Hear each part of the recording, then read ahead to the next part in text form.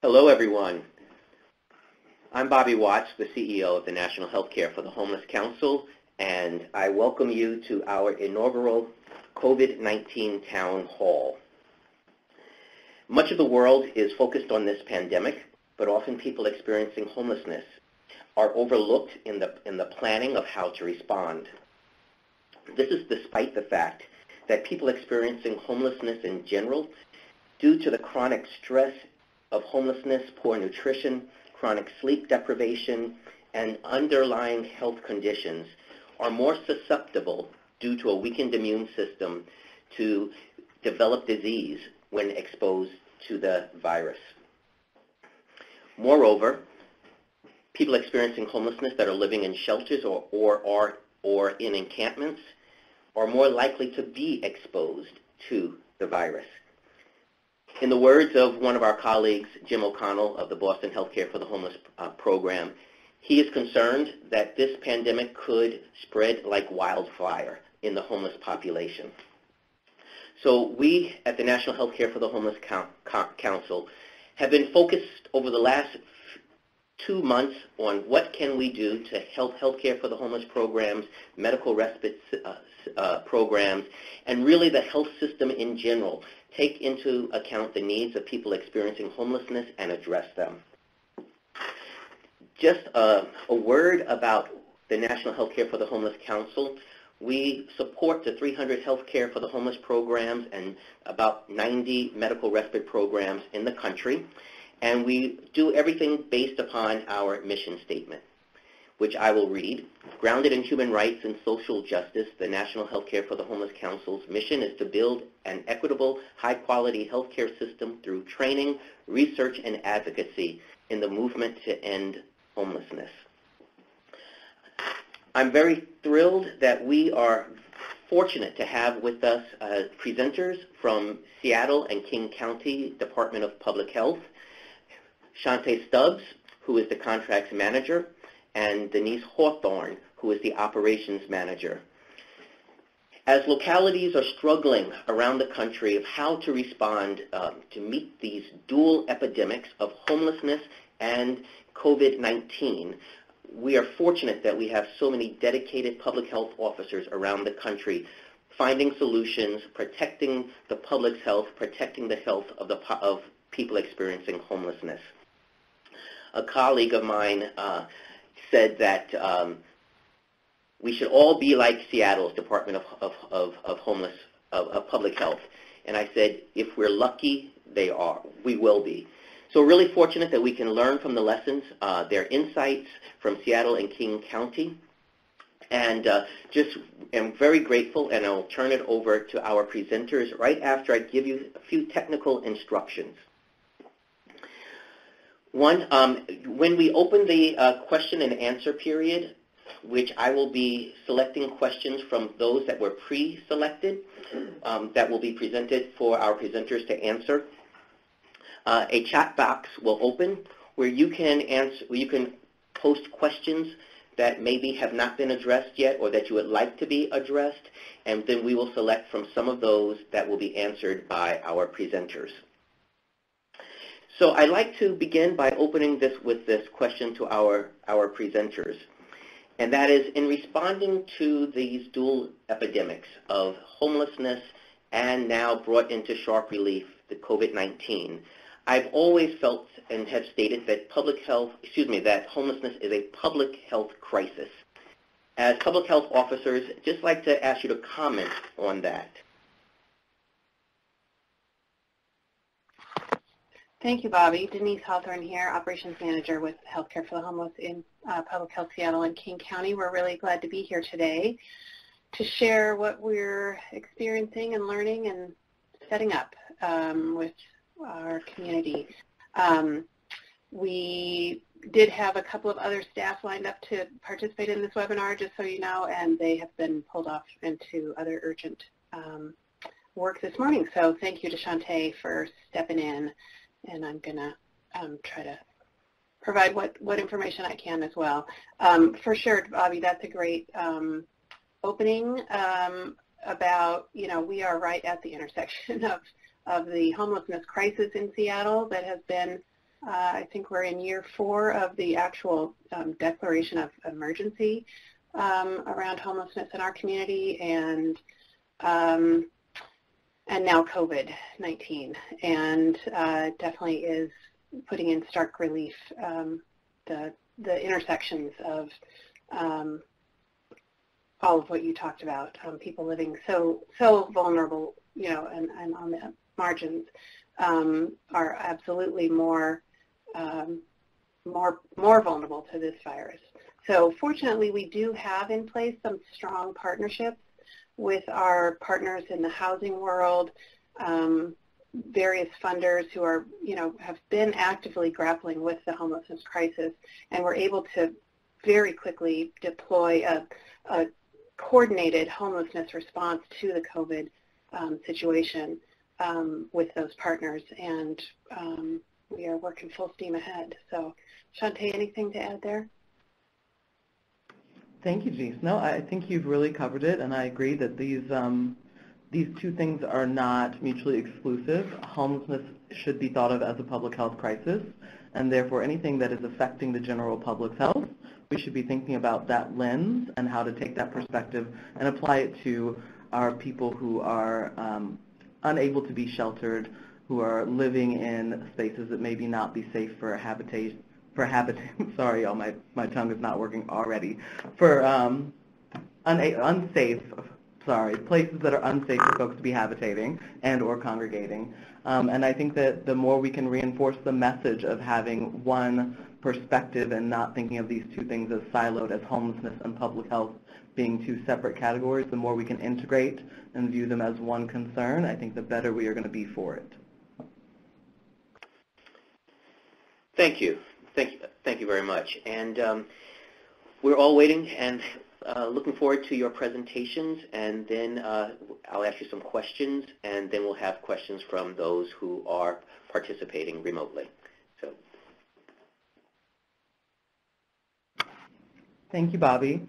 Hello, all. As mentioned, I am Shantae Stubbs with Public Health Seattle King County's Healthcare for the Homeless Network. And what I would like to do is give you just kind of a higher level overview of our main priorities and the actions we've taken to date. And towards the end of that conversation, Denise will be walking you through some slides explicit to one of our strategies for helping to respond to COVID. First, I would like to say and recognize that this has been a very collaborative effort. We have not been doing work in silos. We have really banded together to try and make sure that we have as much capacity and strength behind our response as possible. So right now the effort is being led in Seattle King County by Public Health, which branches across Seattle and the greater King County area, and Healthcare for the Homeless Network in Seattle sits in that public health realm. There have been departments from King County, such as the Department of Community and Human Services, Facilities Management Division, and our Metro Division, which have been key partners. And then the third major branch of this response comes out of the City of Seattle's Human Services Department. So between the city, the county, and then the overarching branches such as public health, we've really tried to be explicitly collaborative. And our main focus areas to date, if we were to break them down into just big bucket categories, the first would be supporting existing homeless service providers to maintain capacity and care for people experiencing homelessness. A second priority is to support hygiene and sanitation efforts system-wide to try and prevent or slow the spread of the virus. This would include provider trainings and centralized supply purchasing and distribution, which I'll touch more on when I talk about the actions we've taken to date. Other major priorities for us include creating and implementing a response plan to assist people who become sick, who cannot care for themselves in their home settings, or who do not have a home in which to self-isolate or quarantine. The fourth priority, which will be part of what Denise touches on later in our presentation, is really looking to find sites and staff facilities that can be utilized for quarantine, isolation, recovery, and assessment. And those centers would be open to anyone, again, who cannot self-quarantine or self-isolate at home, including people that are experiencing homelessness, and they are intended to, again, slow the spread of the illness within the community, as well as preserve hospital beds for those who are more acutely ill. So what we have done so far, and again, I will focus most of my portion of this discussion on the first two priorities, which are how are we helping our existing homeless service providers, and what are we doing to support the community and the overall system in terms of hygiene, sanitation, and prevention. That's where I'll focus, and then I'll turn it over to Denise to talk more about our isolation and quarantine procedures.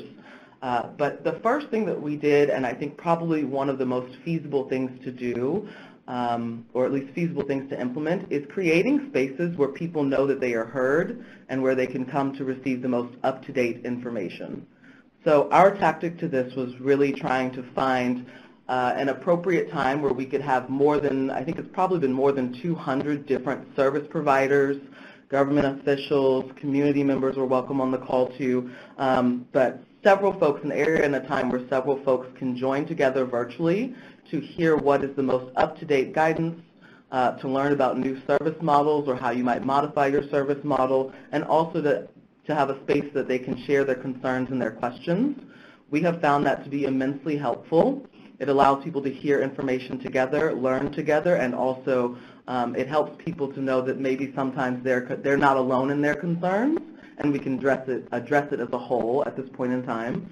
So if you can, we would suggest trying to set up a virtual call or something similar to this, a town hall meeting that is standing in your city or your county where you know people can come to provide information and also receive information. We've also set up calls specific to service models or service providers. So we do have a call explicitly dedicated to outreach service providers. That has been extremely helpful and well attended, and it allows us to take some of the broader information that's shared on our kind of weekly town hall call, to, for lack of a better term there, but our weekly provider town hall call, and siphon it into something that is more applicable specifically to those who are doing outreach and those who are still very much actively in the field. There is also a separate call that has been set up for our nursing providers, which has been helpful as well because it allows us to then take some of the information that was given to the broader public and really think about how we apply this from a clinical lens. So we do encourage folks to think about how many different opportunities you might have existing or ones that you can start to really give people areas to come and share concerns and learn together. One of the other things that we did was try very early on to start sharing our hygiene and sanitation advice as broadly as we could. And so calls were set up initially for trainings that were done via webinar where folks could come learn explicitly how they would modify their hygiene or sanitation routines to make sure that they were actually disinfecting and sanitizing appropriately to kill the COVID virus and to help prevent the spread of the virus or slow the spread of the virus in their facilities. We did have shelters and permanent supportive housers on that call, and they found that to be very helpful as well. So if you are enacting guidance related to hygiene and sanitation, again, making sure that information is pushed out as soon as possible is definitely helpful. Part of our coordinated response was trying to centralize an area for folks to gather supplies. As we know, some places have a little bit more access to resources, so we wanted to do this in the most equitable way possible, and for us that was trying to do mass orders through our collaboration, our government and city collaborations, that could then be redistributed out to organizations as needed. So the first mass order was really intended for shelters and day centers, and that was a big success. Shelter and day center providers were able to request hygiene supplies and sanitation supplies and essentially go pick them up, almost like a Costco model, but essentially go pick them up from, I'm using air quotes here and I know y'all can't see me, from a store. And we are doing the same thing for our outreach providers because we know that some of our outreach providers would not have had access if they did not have a brick and mortar building that they usually ran their services from. So for our outreach providers, we are trying to model the same thing, and there have been other coordinated efforts throughout our collaboration to make sure that our health centers also have access to a centralized supply of hygiene and PPE products. One of the other things that we did was assess program capacity throughout our shelters and our day centers and throughout our encampments as well. So essentially, we were looking for places that we thought might be hardest hit and people that we thought may need assistance to try and help slow the spread or align with our public health guidance. That assessment has been very helpful to us. So if you have the capacity, that may be something you want to do if you have not done it already. Out of that assessment, we did find that there were folks that do need some assistance in implementing some of the guidance that we are pushing out. And so there have been efforts to develop a team that is ready and able to help sites really realign their service model with the explicit guidance that we have been sending out related to how you might keep your folks safe or how you might sanitize or disinfect differently. So that team is available to consult with sites that were flagged as being maybe the most in need. There have also been efforts to de-intensify shelters. So the city has been very gracious and added spaces where shelters who normally would have people maybe closer than 6 feet apart have a space where they could move some of those folks into a different area, particularly trying to separate out those who are non-symptomatic, those who are non-symptomatic but highly vulnerable, maybe they have an underlying condition, and those who are symptomatic. So really using space as much as we can to try and say, instead of maybe 600 people in this shelter tonight, why don't we have 300, and the other 300 will have access to an alternate space, and or if they are really highly vulnerable, one thing that we did was offer motel vouchers. The city is also looking to stand up additional shelter space and looking to stand up community centers that can be 24/7, which will allow our folks who maybe don't have a place to go during the day to go during the day to receive resources. And we have been considering behavioral health to be key in all of this. So we have ensured that behavioral health consultants have been part of this. Our behavioral health division has been amazingly wonderful and has provided some guidance to us. We are also making sure that all the things that are being planned or implemented are looked at through a behavioral health and harm reduction, trauma-informed lens as well. And just an FYI, you can find our guidance that has been approved on the Seattle Healthcare for the Homeless website. I think it's listed in the resources box. But I will stop talking at you now, and I think some of you may be curious about our isolation and quarantine parameters, which I'm going to hand over the mic to Denise to discuss those. Thank you, Shante. That was really thorough updates. Appreciate that. Yes, I will talk briefly about our isolation and quarantine and recovery assessment and recovery centers. And I do have a slide deck that I think somebody is going to, there we go. Thank you. So our partnerships manager, Jessica, was unable to join, but these are her slides that I'm going to speak to. And it looks like we're at the end of the slides instead of the beginning. Somebody can go back up. Yeah, thank you. Perfect. All right, so here are some of our facilities that we are standing up. This has all been happening super quickly to slow the spread of the virus and ensure hospital beds are preserved for the most acutely ill. King County moved quickly to identify sites and facilities across the county that could offer temporary lodging for people who cannot safely self-isolate or quarantine in their own home or do not have a home. We've been careful to use that language. Shante used it a couple of times, those who cannot safely isolate at home or don't have a home, so that we are not contributing to the stigma of, it's just homeless people that are going to be in my community. Actually, where I live, there's been in the national news a soccer field that's been redeployed to stand up one of the assessment and recovery centers. And there will certainly be a lot of homeless folks placed there, but not all will be homeless. It's people who, for various reasons cannot isolate at home. So let's see, going on to the next slide, please. We've divided it into kind of a set of isolation and quarantine facilities, which is more single rooms and smaller facilities.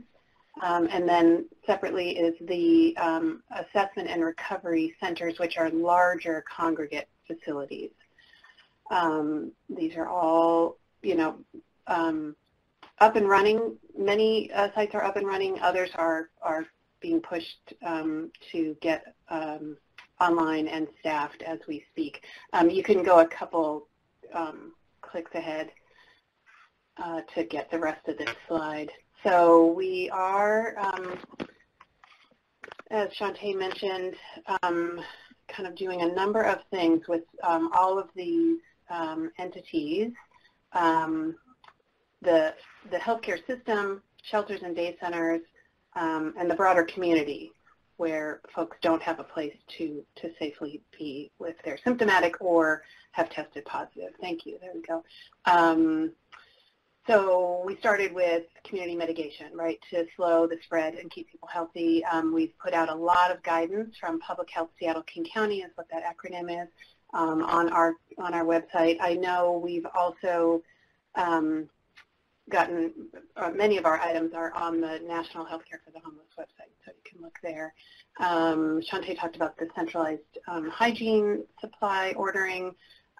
We've been providing technical assistance to shelter providers and that de-intensification effort, to our healthcare for the homeless providers. We have, I think folks know, we have a set of services that we offer directly in the health department, including our mobile medical and street medicine teams, as well as seeing homeless clients at all of our public health clinics. And then we contract under Shantae's leadership with 10 different community agencies that are providing a variety of medical, behavioral health enabling services to homeless folks throughout the county. So one of the first things we did was set up a centralized call center staffed mostly by nurses, and that is the central place that you call if you are an individual with questions, if you are someone who's symptomatic, if you are a homeless service provider, and we've been refining it as we go and as we hear what the needs are in the community. There is now a branching kind of system in that call center that you go to if you are a homeless service provider or a homeless individual with questions or concerns. So that gets folks kind of the specialized attention that they need there. I think if you click a couple more times, we'll get the rest of that slide. Thank you. And one more, maybe. Yeah. So from the call center, that funnels into the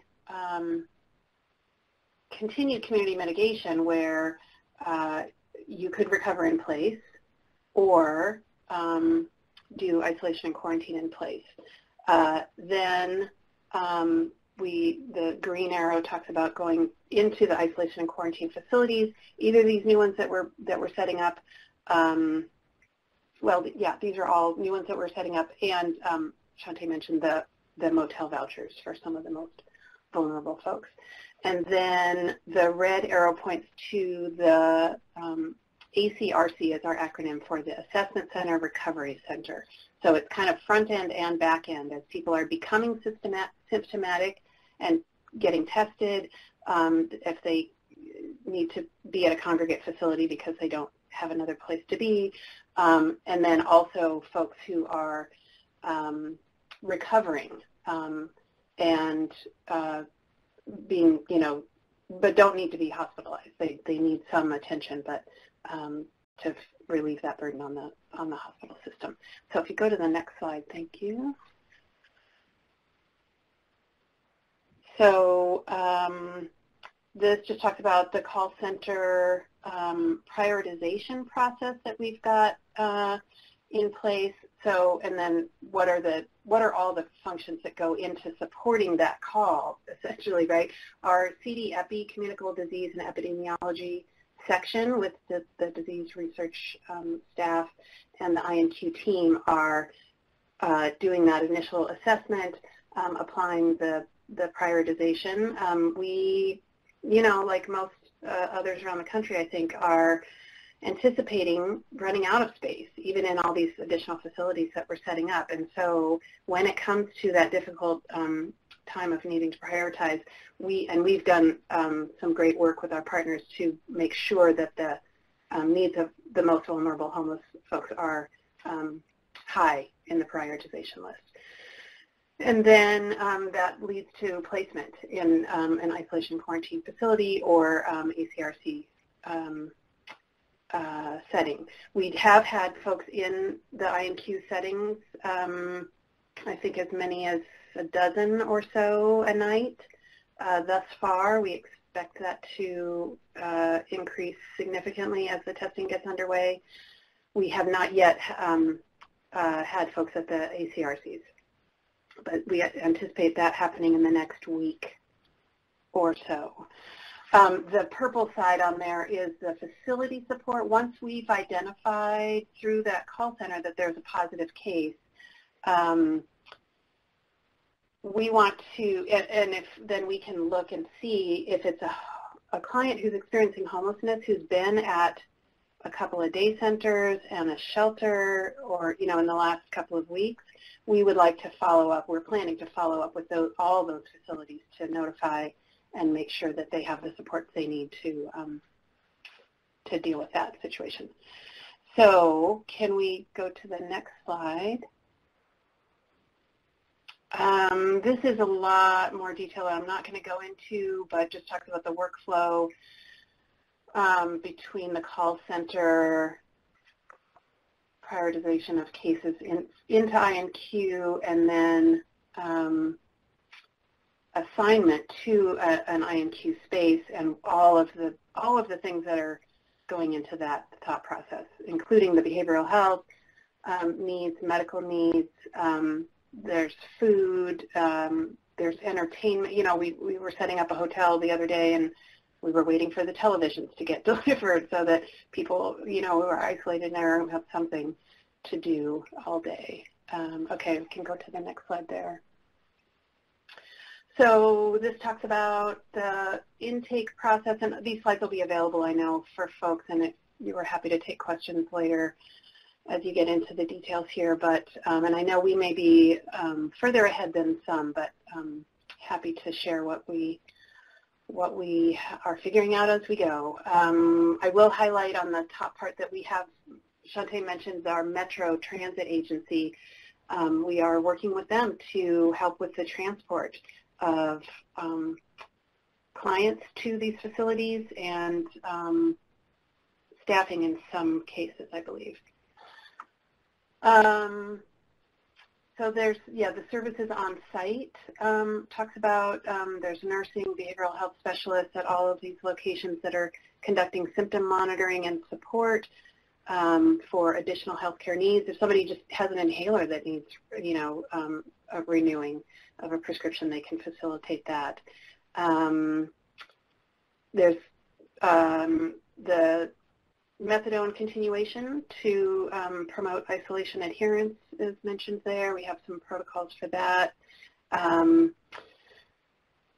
Really just keeping in touch with folks so that they feel comfortable, they feel supported, they don't, they are isolated, but they know that we're there and available to them in a way that does not, as you see middle of that slide, does not include face-to-face contact with the guest.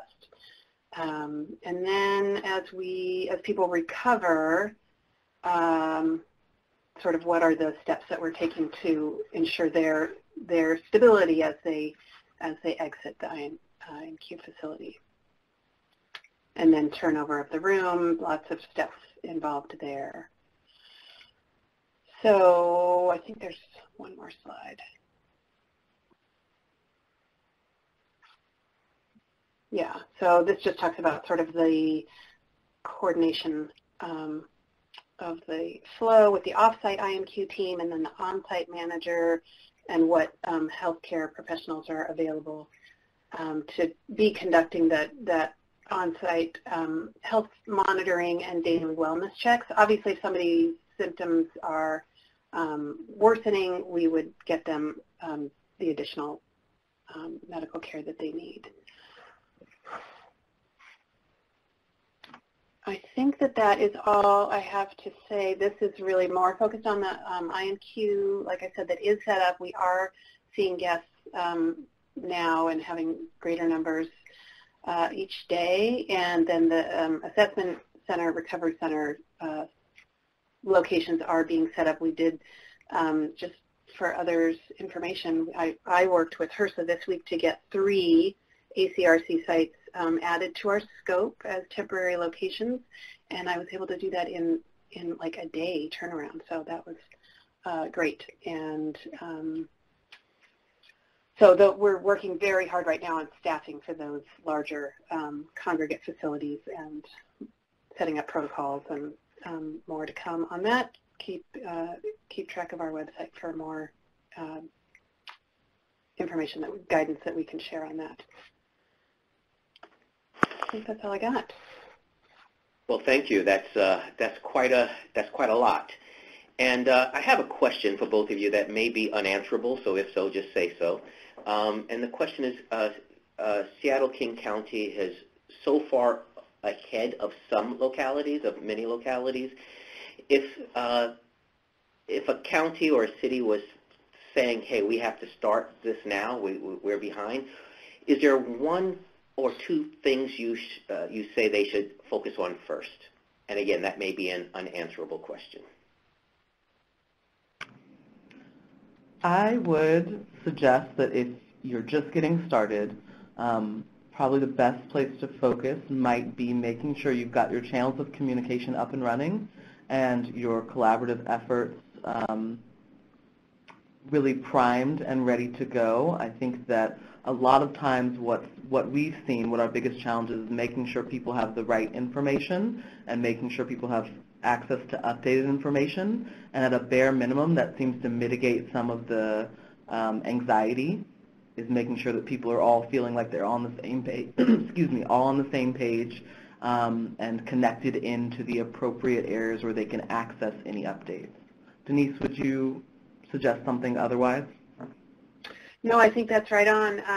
And like I said earlier, those existing partnerships on the ground that you're already working in for your, healthcare for the homeless work, those absolutely need to be activated and looked at for like what additional gaps are there, like, and sort of set up the structure early on and be willing to change it as you go, because that's definitely been our experience. Things emerge that are new, and we have to, on the fly, figure out how we're going to cover that. Yeah, that's all I put out there. Great, thank you. Thank you for that. And I also want to point out to all participants that the chat box is now open, so you can enter some questions as follow-up from things you've heard or maybe things you wanted to hear that weren't addressed. We will try to cover as many of those as we can in the time that we have.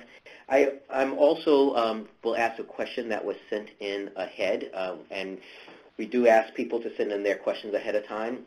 So here is one.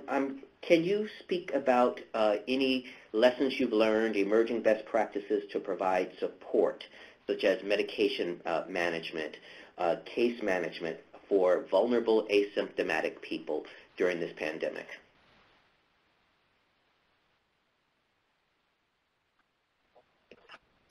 I can take a stab at that. I'm sorry, I was writing something at the same time. Can you just repeat it quickly, Bobby? Sure. It is, can you give us any emerging best practices, lessons learned in providing support, such as medication management for vulnerable asymptomatic people in this pandemic? Yes, thank you. We really have been on the fly figuring out a lot as we go. There is a lot on our website with the new guidance that as we're developing it. Shantae can talk about some of the outreach work, but yes, yeah, sorry, I yeah. was looking for, oh, go ahead, Denise. No, you go ahead. I was looking for my notes and completely lost them in like the smattering of papers that I have all around me right now. But I believe the question was around best practices for providing support, food, case management for asymptomatic people. Is that correct? Yes, it is. Okay. So part of what we have done with the outreach response is really try to help our outreach providers that do field-based case management and field-based mental health outreach have the guidance and the information and the supplies that they would need to feel safe to continue to do the outreach that they're doing. Because we understand that people are going to have to, in this time of need, maybe modify or change their service models a bit. So we have crafted some outreach guidance that we're hoping will help people feel comfortable to continue to provide the case management for folks who are asymptomatic while other people are addressing the needs of those who are symptomatic or positive. Some of the guidance, again, will be found on our website, and it alludes to things like, what might you carry in your bag if you're an outreach worker? What might be supplies you want to keep on hand that you can provide to folks that are asymptomatic who may want to isolate in their tent or isolate in their RV or in their car or in whatever setting they may want to stay in. So tips for what you might use as food resources. We've printed up some signs that I'm not sure have made it out to our general community yet, but the signs also have on one side, I'm okay, and on the other side, I may not be okay, please check in on me. So also really easy visual cues for our outreach workers to go in and see, okay, I thought this person was asymptomatic, but I may want to check in on them, they may need another resource. And in terms of food, the City of Seattle and other surrounding cities in the county are trying to keep track of what meal programs may or may not be modifying their services or closing. We've actually had a surprising number of people offer to enhance their capacity and to stagger their meal service hours so that folks don't congregate when they're going to receive their meal pickup or food bag. So that's been lovely. We have used motel vouchers to try and help folks that are non-symptomatic, but who may be at a higher risk if they were to get COVID, stay safe. So there have been a limited number of hotel vouchers that have also gone out. And for folks that are unhoused or who do have symptoms, again, we're trying to really push people through the process that Denise was explaining earlier for the isolation and quarantine facilities. Was that helpful? I hope that addressed the question. Yes, it does. Yes, that was very helpful. Another question that was sent in advance, can you give some guidance and how can we best ensure the safety of those who are providing services to unsheltered people? How can we protect the health of the unsheltered person and of the outreach worker? So again, I'm hoping that folks are able to access the website, which I believe is listed in the resources box, and there you will find outreach guidance. We do have some updates coming to our outreach guidance, so be on the lookout. I'm not sure which version I'm looking at right now, but the updated guidance that we are pushing out does have an explicit section for if you're an outreach worker, what kind of protective equipment do you need? There are going to be some hot sheets put on the website if they are not already that says, hey, in the event that you can't get access to a mask, gloves, goggles, face shield, here's what you might do as an alternate. So it'll have a bit of a harm reduction approach to it. So, if I can't get access to gloves or a mask, might I be able to, as an outreach worker, try to make sure I'm taking folks outside and out of confined spaces so that we're having conversation in open air? Can I stay 6 feet away from them while having a discussion? Just little things that we may be able to do to really help support our outreach folks in keeping themselves safe. And then in terms of keeping folks who are unhoused or unsheltered safe, again, we are trying to really make sure people are getting supplies that they would need. So one of the supply orders that we are going to try and get to our outreach agencies is an order of tents and blankets, so that if we have folks that are maybe exposed to the elements, we might be able to give them a tent so that they can safely isolate and shelter. If people are crowded into a space, this might be a way to help spread people out. There is also guidance on our website for if I'm an individual who is self-isolating and I need to monitor my symptoms, here's what I should look for, and that information is going to be kind of mass blasted out to a lot of our folks who are living unsheltered, so that they, again, can keep a running tab of how they're feeling and know what to look for in terms of maybe dehydration, or I have a new cough. Is this when I should engage the next time outreach or mobile medical providers come out? Denise, do you have anything to add? I did, just thank you. Thanks for that. I thought of the kind of to this question and the one before. We, our network of outreach folks in Seattle and King County are so talented and hardworking, and they do a great job of keeping in touch with people experiencing homelessness that they're working with, and building those trusted relationships that are really ongoing and providing ongoing supports and case management. At this time, that's even more important, right? So if we learn of a positive test of somebody who's been at a day center or a shelter, we definitely want to do what we can to follow up with that person and their contacts and the facility.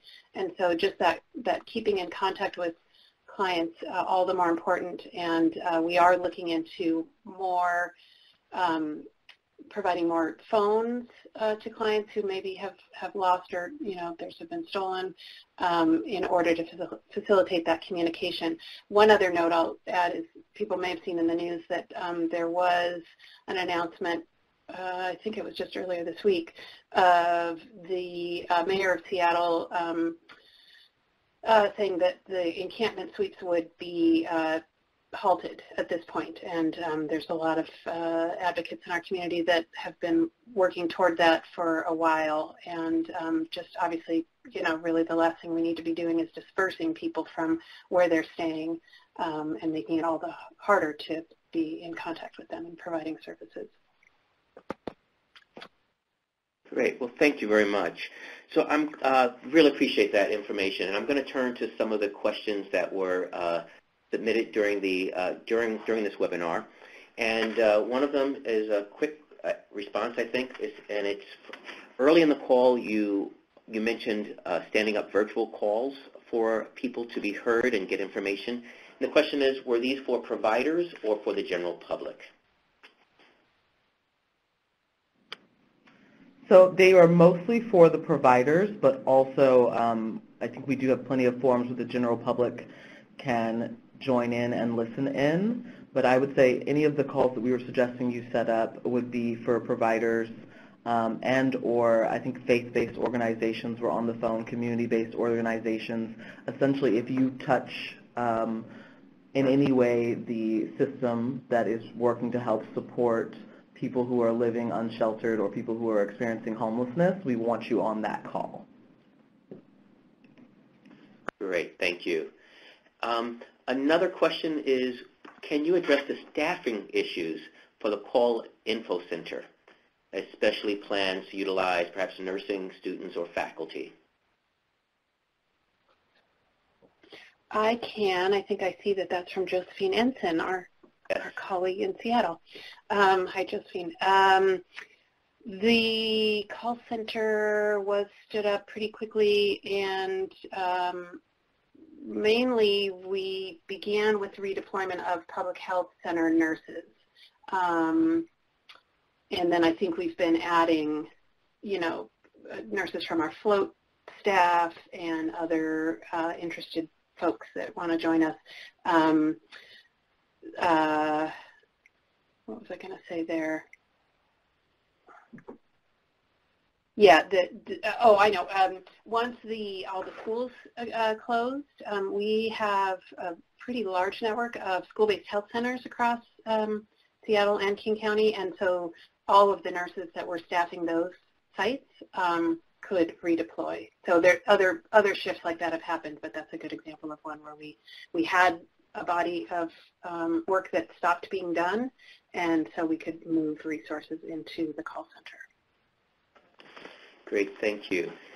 It's often been said that while we have this pandemic and this crisis going on, other things have to keep going on. Substance use disorders don't stop, diabetes doesn't stop, hypertension doesn't stop. So one question addresses that from Jeffrey Norris and in San Diego. Said, who is doing butte starts? Is that joint effort or one provider? Absolutely, all of the work continues, right? Our HEP-A efforts are continuing, which that's a high priority situation. Butte starts, I don't know exactly the details, but I know we've got a lot of providers across the community that have been doing that. We've got a program at our downtown public health center that's been expanding with additional HRSA funds and supports from local funders as well. In the isolation and quarantine and assessment and recovering sites, I know we are working to make sure that that's available. I'm not sure if it's a single provider or I imagine it's multiple. Shante, do you know any more about that? I would say it's probably multiple as well. I would say we've also leaned heavily on our contracted partners to try and maintain as many of their services as they possibly can, while also understanding that they may need to modify to address COVID. But to my knowledge, I think some of our providers are still actively focusing on their SUD stuff and getting folks started on bupe and other medication that would help those that are experiencing substance use. Great, thank you. Another question from Meegan Veith. What is being done specifically to help children and youth experiencing homelessness during this time?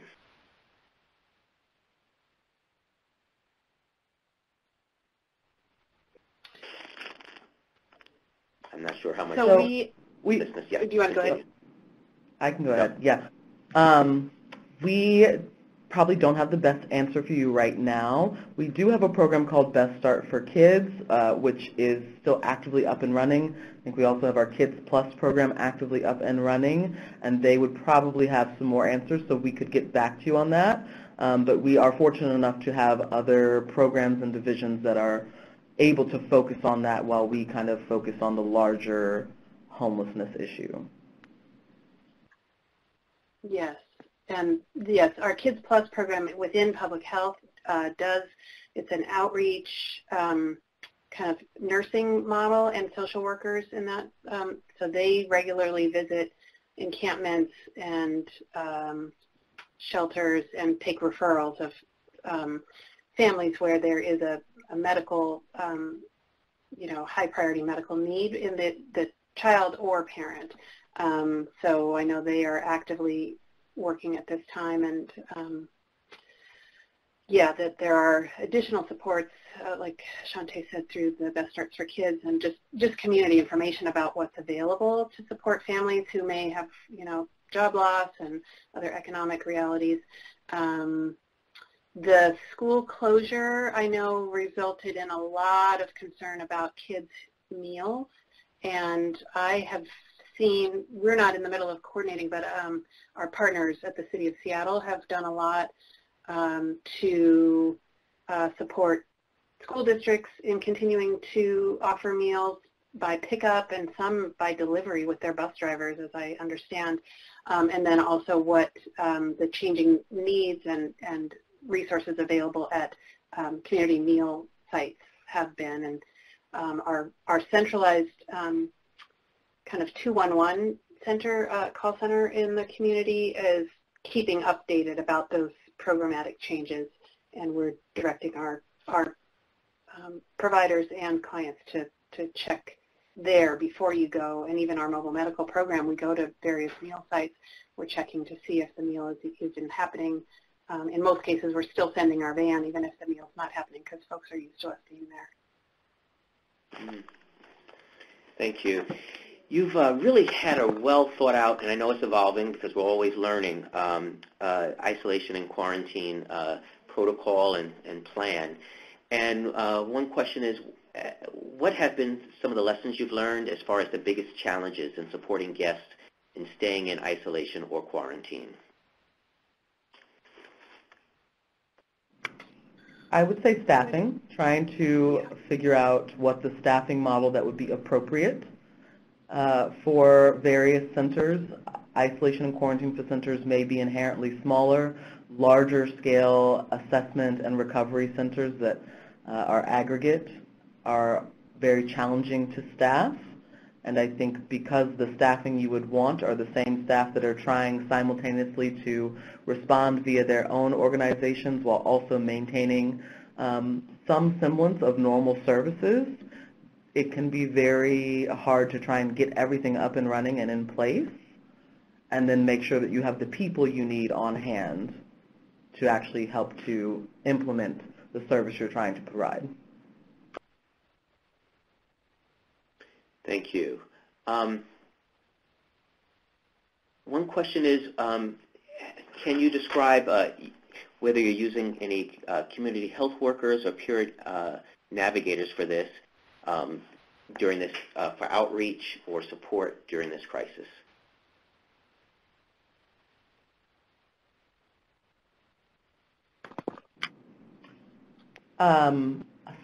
Several of our contracted agencies do employ community health workers and peer navigators.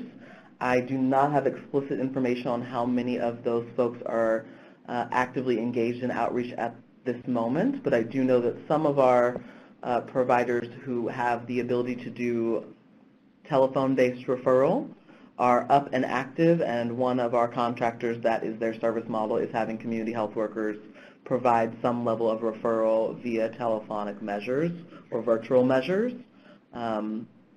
So, sorry, I wish I had more information on that. No, that's helpful. Thank you. One question is, many communities, jail and detention centers are releasing certain individuals. And the question is, are you seeing people who have been recently released from jail detention as part in your response to COVID-19 pandemic? And is there any coordination, and if so, what kind, between jails and detention facilities? So there is coordination. Oh, you can go, Denise. Oh, I was going to, okay, I'll start. You add. Our health department has a division of jail health services that I know is actively working on this, and we are in collaboration with them. I don't have the latest about actual releases, but all of the supports that Shante has been talking about that we have available with our provider network and then also with the INQ and ACRC sites would absolutely be available to those folks. Shante? Agreed, and I will say just a little bit more detail on some of the efforts.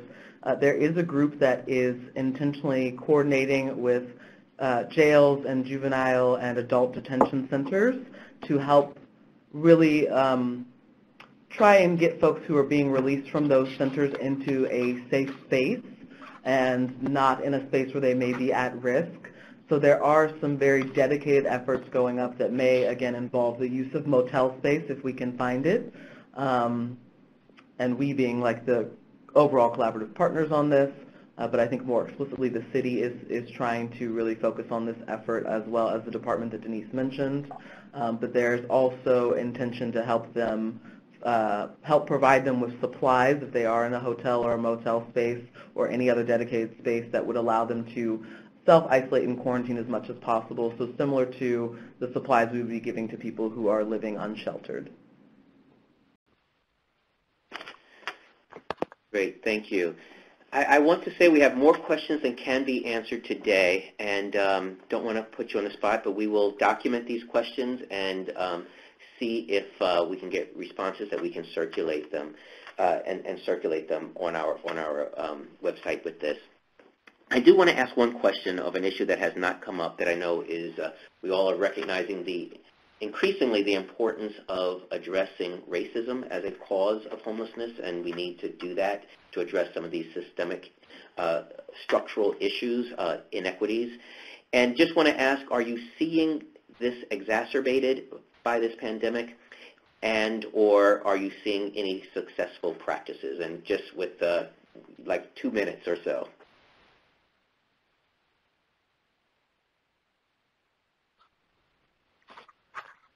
Shante, you want to take a stab? Sure thing. I'm going to preface by saying I am a bit of a pessimist, and so I may be saying things because I'm looking for them, but I think that in any time of crisis, that is when you will find folks probably committing more microaggressions. You will probably find more adoption of white supremacist characteristics or white normative characteristics.